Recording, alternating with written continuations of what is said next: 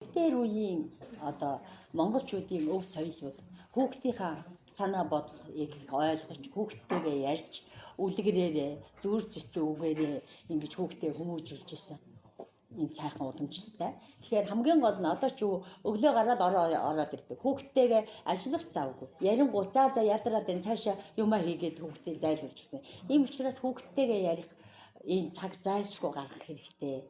Тэгээ хүүхдээ маш их хүндэтгэж явах хэрэгтэй. Хүүхдийг хэдий чиний хайрлаж хүндтгэн тэр хүүхэд чамд төдий чиний илүү сайн бүх зүйлээ ярина, хийж чадахгүй бүтээж чадахгүй зүйлээ ярьдаг. Ингээ хүүхдийнхаа сэтгэл зүрхийг ойлгож хүүхдтэйгээ ярих, ажиллах цаг заавал гаргаж явах хэрэгтэй гэж үзэж байна.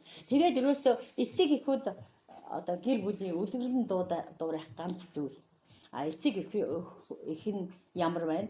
Хүүхэд тэрийг л одоо ингээд үлгэр дуурайдаг. Тийм учраас биеэрээ бас үлгэрлэн дуурайлах хэрэгтэй. Гүдээ ингээд буцсан гол симбитлийн ихвэ тавьждаг ийм дадал сурцсан бол хүүхэд нь бас тэр дадалдаа сурцсан байх жишээтэй. Тэрний үр дүнээ ашиг тусыг хүүхдүүдтэй ойлгож ингээд хүүхдүүдтэйгээ ойр дотн байх хэрэгтэй.